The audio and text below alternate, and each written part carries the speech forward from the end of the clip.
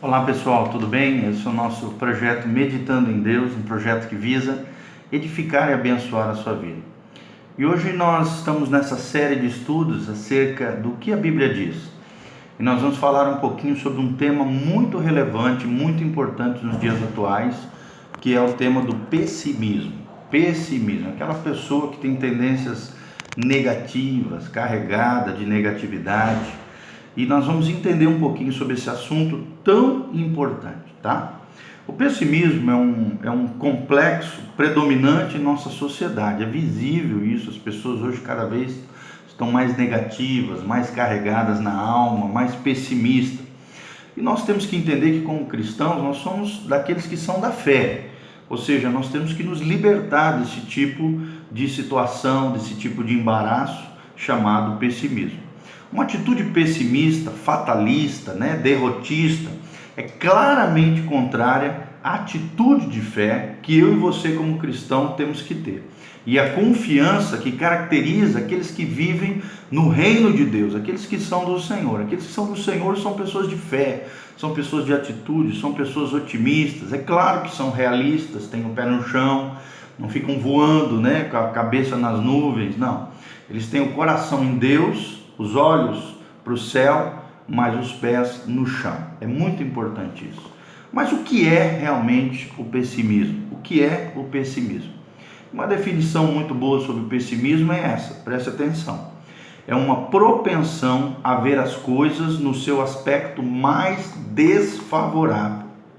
Desfavorável. É uma atitude pessoal com respeito à vida que considera que o mal supera o bem inevitavelmente. Ou seja, aquela atitude passiva, aquela pessoa que se entrega diante dos problemas e que tem tendência a ver a vida de maneira cinzenta, nebulosa, horrível, achando sempre que o mal vai triunfar sobre o bem. E não é isso que a Bíblia ensina a respeito da atitude da vida do crente. O pessimismo, nós precisamos entender que se manifesta de muitas maneiras, e é fruto de uma série de traumas, complexos, problemas, situações graves ou menos graves ao longo da vida e da trajetória da vida da pessoa. Por exemplo, uma pessoa que teve grandes desilusões com a vida, uma pessoa que tem queixa de tudo, fica resmungando, que tem desconfiança de todos, porque às vezes já foi ferida lá atrás, traída, machucada. Uma pessoa talvez que tenha dó de si mesmo, espírito de coitadinho, complexo de inferioridade, suspeita de conspiração do mal intencionada por alguém ou por algo, de trás de cada coisa da vida. Então, é multifatorial, tem uma série de causas que geram um espírito de derrota, um espírito pessimista, e nós temos que combater isso na nossa vida, porque em Cristo Jesus somos mais do que vencedores.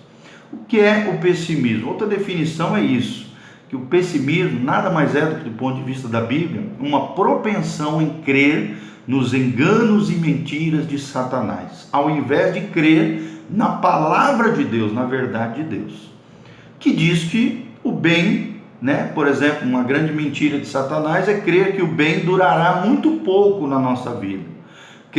A pessoa que crê que possui má sorte, que está debaixo de maldição, que tem uma vida desgraçada, esse tipo de mentira, de engodo, de sofisma, de fortaleza na mente, é que acaba gerando na pessoa um espírito de derrota, um espírito pessimista. O pessimismo nada mais é do que um estado de ânimo contagioso, que se caracteriza pela ideia fixa de que toda situação é irremediável, ou seja, que não se pode alterar, que Deus não pode transformar, que as coisas vão continuar desse jeito. É uma mentalidade negativa que não traz nada de construtivo para a vida, tanto da pessoa quanto daqueles que estão ao seu redor, da comunidade de fé, da igreja. Nós vemos muito isso na vida de muitas pessoas nos dias de hoje, dentro às vezes das igrejas, pessoas negativas, pessoas carregadas de pessimismo. O pessimismo projeta seu próprio espírito sobre o pessimista, projeta o seu próprio espírito sobre tudo aquilo que ele vê e sobre todas as situações na vida. Então aquele espírito vai tomando o coração dele, as situações, vai afetando, vai contagiando as pessoas que estão ao redor, né? Coitado dos filhos de uma pessoa pessimista, os filhos vão sendo sobrecarregados com aquele ambiente hostil, aquele ambiente amargo, aquele ambiente negativo. Ou seja, é algo que precisa ser mudado, principalmente na vida de nós que somos pais, que temos filhos. Temos que ter uma atitude otimista, uma atitude de fé, de triunfo, de vencedor, se queremos que os nossos filhos sejam triunfantes, vencedores para a glória de Deus. O pessimista, né, não tem uma causa objetiva, mas sim subjetiva. É uma pessoa que é muito introvertida, uma pessoa para dentro, uma pessoa, né, que a alma não está bem. Tem tendência a sempre subjetivar, né, viver de emoções, viver de sentimentos. E as raízes disso é o egocentrismo. Uma pessoa muito centrada no seu ego, centrada em si, né? Tudo tem que girar em torno dessa pessoa. E isso é um enfoque muito subjetivo da vida, né? E tudo que essa pessoa, né? Tudo que se vê é através de si mesmo. Aquela pessoa aspirador de pó, que suga tudo e todos que estão ao seu redor. Tudo tem que girar em torno dela, ou seja, uma pessoa egocentrista. O ego está, o orgulho enrustido, né, no egocentrismo está ali exacerbado na vida de uma pessoa como essa. A tristeza, a angústia e outras emoções sombrias, né, são reflexo do pessimismo. Quando a pessoa tem essa raiz, né, amarga dentro do coração, tem essa situação. Como é que nós podemos vencer o pessimismo? É a seguinte afirmação que nós queremos fazer. Será que o crente pode ter vitória sobre o pessimismo?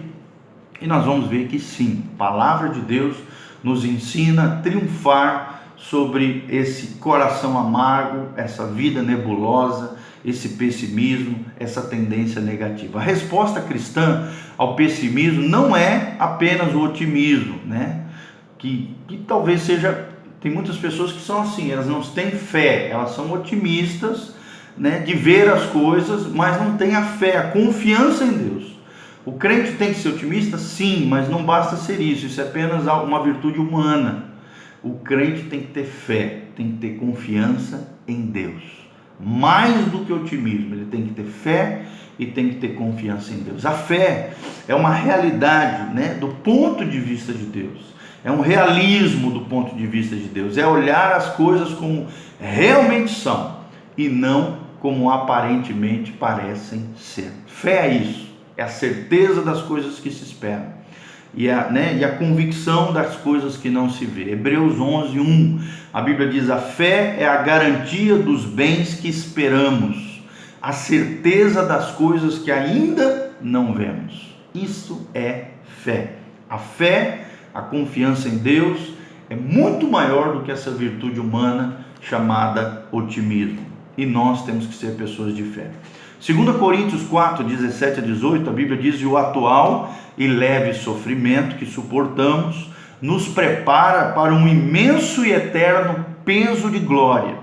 Não tenhamos por objetivo as coisas visíveis, mas sim as invisíveis. As realidades visíveis são provisórias, são transitórias, enquanto as invisíveis, que são as da fé, são eternas. 2 Coríntios 4:17-18. E esta é a vitória que vence o mundo, né? Como diz 1 João 5:4-5. O que é que vence? Como é que nós podemos vencer esse mundo nebuloso, cinzento, tenebroso, negativo, hostil ao Evangelho? A Bíblia diz: e esta é a vitória que vence o mundo. 2 pontos: a nossa fé. O cristão pode firmar a sua fé sobre uma base sólida. Qual é a base, o fundamento do cristão? A palavra bendita do nosso Deus. Então você pode falar junto comigo: creio que Cristo tem poder para salvar-me do pecado. O pecado é essencialmente egoísmo, egocentrismo.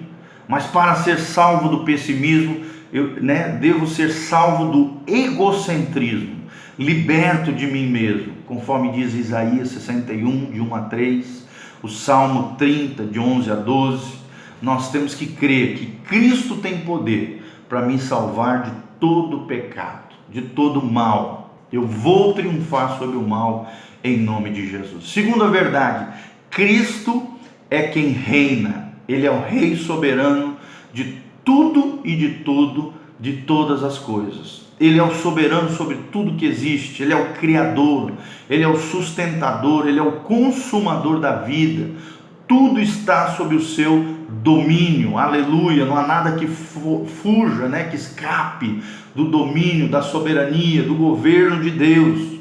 Parece que às vezes nós esquecemos disso, que Deus governa sobre tudo e sobre todos. Olha o que diz o Salmo 97, 1. Salmo 97, 1. A Bíblia diz, o Senhor reina, exulte a terra, alegrem-se as regiões costeiras distantes. O Senhor reina sobre tudo e sobre todos. Apocalipse também 19, vamos ver aqui, Apocalipse 19, 6, a Bíblia diz, olha o que a Bíblia diz: então ouvi algo semelhante ao som de uma grande multidão, como o estrondo de muitas águas e fortes trovões que bradavam aleluia, pois reina o Senhor, o nosso Deus, o Todo-Poderoso.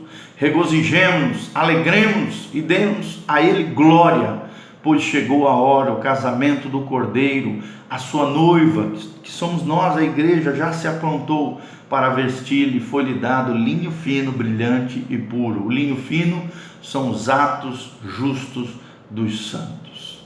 E o anjo me disse: escreve, felizes os convidados para o banquete das bodas do Cordeiro. Então, Jesus reina sobre tudo e sobre todo. Ele é que reina, Ele é o soberano sobre tudo que existe. Eu creio nisso, que Cristo reina sobre todas as circunstâncias difíceis, sobre toda a nebulosidade da sua e da minha vida, sobre o deserto que passamos, sobre as circunstâncias difíceis. Cristo reina. Além de Cristo ter poder para me salvar do mal, do pecado, da ruína, da derrota, da desgraça, nós temos que entender, em segundo lugar, que Cristo reina. Ele é o Rei soberano sobre tudo que existe. Terceira grande verdade: creio que Deus me ama e ama todos os homens. Aquele que sabe que Deus o ama não pode ser pessimista. Por mais que tenha acontecido tragédias na sua vida, situações terríveis na sua história, querido, aquele que sabe que Deus o ama não pode ser pessimista. O amor de Deus é positivo, o amor de Deus é dinâmico, o amor de Deus é crescente, o amor de Deus lança fora todo medo do seu coração. Nós vemos isso em Romanos 8, 35 a 39. Preste atenção, esse trecho é lindo. Romanos 8, 35 a 39. Romanos 8, 35 a 39. Preste atenção.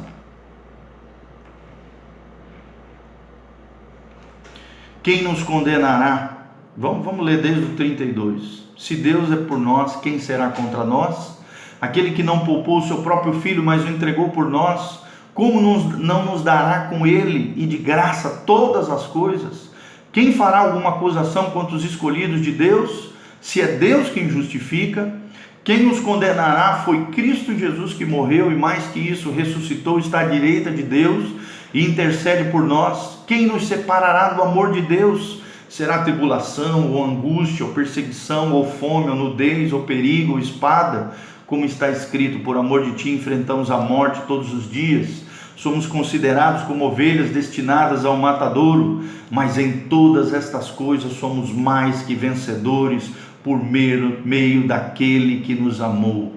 Pois estou convencido, diz Paulo em Romanos 8, 38 agora, pois estou convencido de que nem a morte, nem a vida, nem anjos, nem demônios, nem presente, nem futuro, nem quaisquer poderes, nem altura, nem profundidade, nem qualquer outra coisa na criação será capaz de nos separar do amor de Deus que está em Cristo Jesus, o nosso Senhor. Então, vamos resumir o que já falamos. Creio que Cristo tem poder para salvar-me do pecado. Segundo, creio que Cristo reina e Ele é soberano sobre tudo que existe. Terceiro, creio que Deus me ama e ama todos os homens. E aquele que sabe que Deus o ama não pode ser pessimista.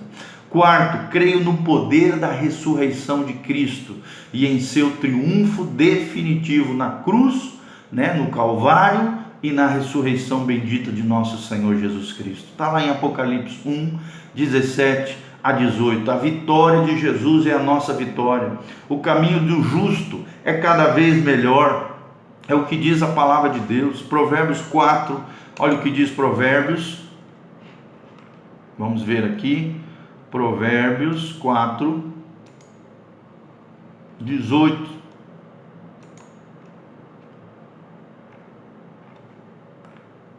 A Bíblia diz o seguinte: a vereda do justo é como a luz da aurora, que brilha cada vez mais até a plena claridade do dia. Então nós cremos nisso, do poder, do renovo de Deus, da ressurreição, da segunda chance, do triunfo definitivo de Jesus. A vitória de Jesus é a sua vitória. O caminho do justo será cada vez melhor. É como a luz da aurora, que brilha mais e mais até ser dia perfeito.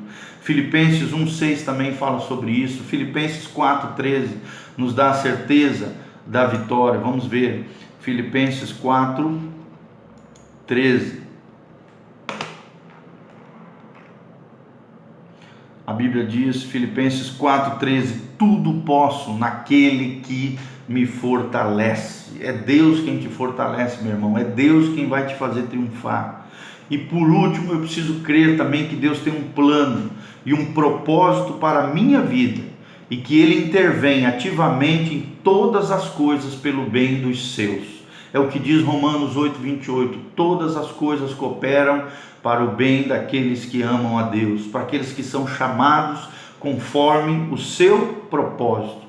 Mateus 10, de 29 a 31 também fala nessa mesma conotação. Deus tem um plano para a sua vida, Deus tem um propósito para você, Deus tem um projeto, Deus tem sonhos, e Ele intervém ativamente em todas as coisas da sua vida pelo seu bem, até aquilo que aparentemente parece algo negativo, algo ruim, algo que você não esteja entendendo. Deus tem o poder de mudar todas as coisas, pegar as coisas ruins e transformar em algo bom. Aquilo que você padeceu, sofreu, no futuro vai ser autoridade para ministrar na vida de outras pessoas. Toda situação, do ponto de vista da palavra, pode ser modificada, transformada, preparada por Ele, para a glória do Senhor, se você está nele, se você for chamado.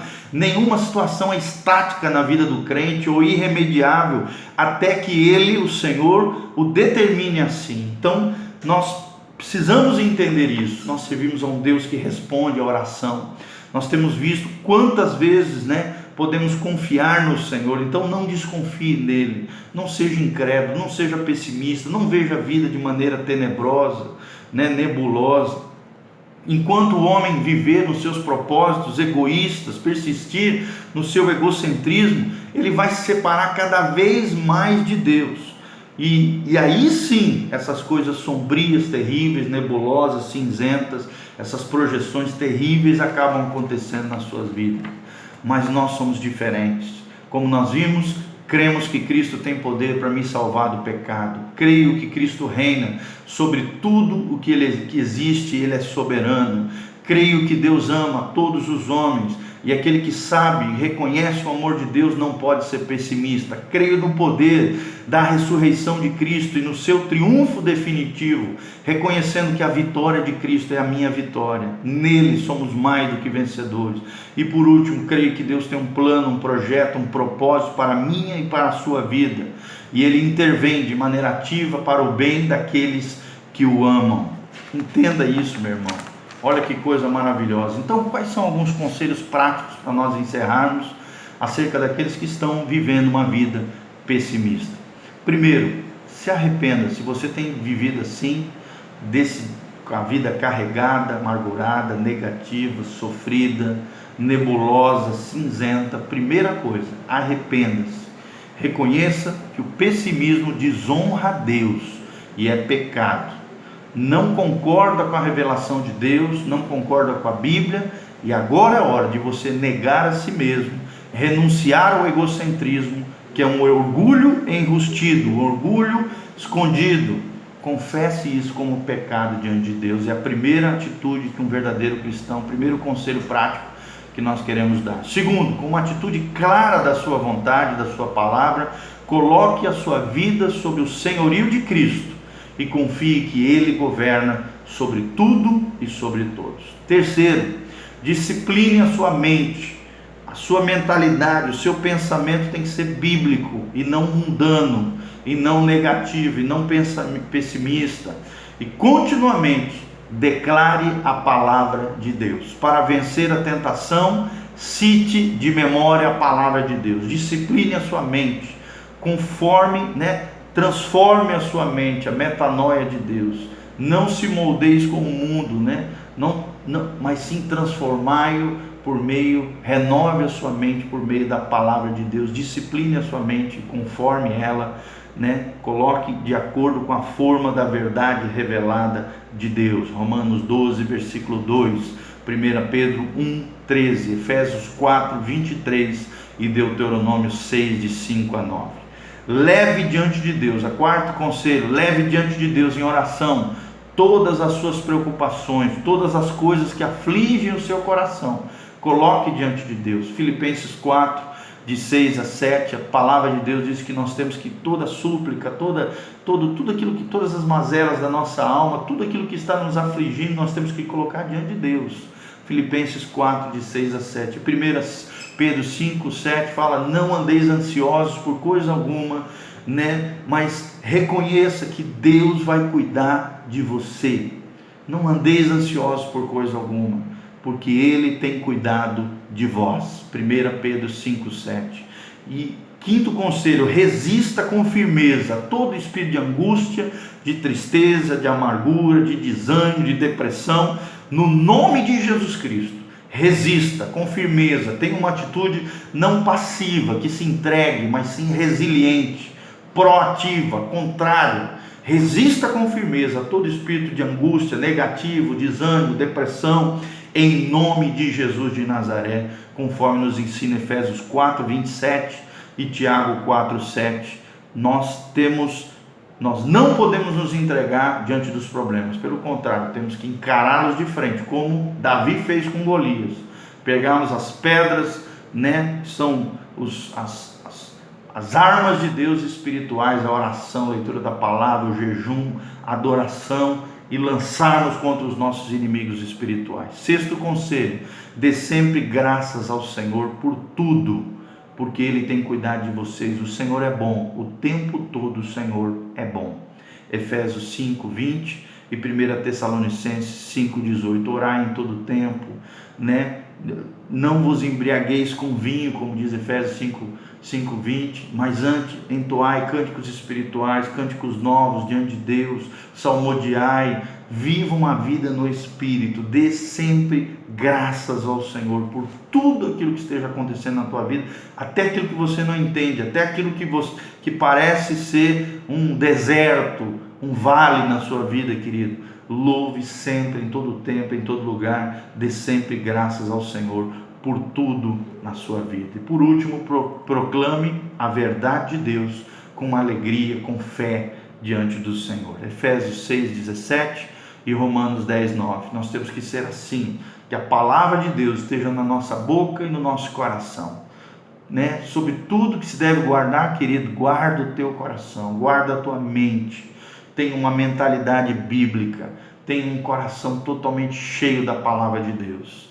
Proclame a verdade de Deus com fé e com alegria. Que você seja realmente um homem de fé, uma mulher de fé, alguém segundo o coração de Deus. Então, os 7 conselhos é: arrependa-se, reconheça que o pessimismo é pecado, tenha uma atitude clara da vontade de Deus e reconheça o senhorio de Jesus, discipline a sua mente conforme a palavra de Deus, leve diante de Deus em oração todas as suas necessidades, resista com firmeza a todo espírito de angústia e de pessimismo, dê sempre graças a Deus em tudo e em todo lugar e proclame a verdade de Deus com fé e com alegria no coração.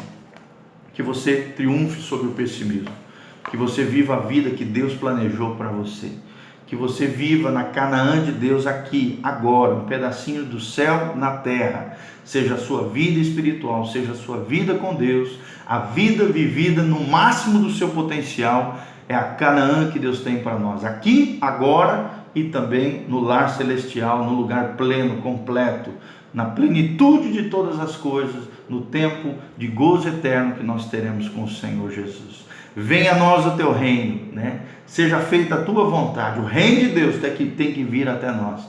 E o reino de Deus não é pessimista, não é negativo, não é tendencioso, não é nebuloso. Pelo contrário, é abençoado, abençoador, triunfante e vitorioso sobre a tua vida. Que Deus te abençoe no nome de Jesus, que a graça de Deus venha sobre você, que o Espírito Santo confirme essa palavra no teu coração, te dê triunfo e vitória, e que a glória de Deus esteja sobre você, sobre a tua casa, sobre a tua família, em nome de Jesus. Um beijo do pastor Giovanni, que Deus te abençoe no nome de Jesus. Compartilhe esse vídeo de vitória, de bênção, e acesse lá o nosso canal, compartilhe, né? Curta lá o nosso canal, PR Giovanni, um canal que visa edificar e abençoar a sua vida. E o nosso Facebook, nosso projeto Meditando em Deus, um projeto que visa edificar e abençoar a sua vida. Valeu, gente, um abraço.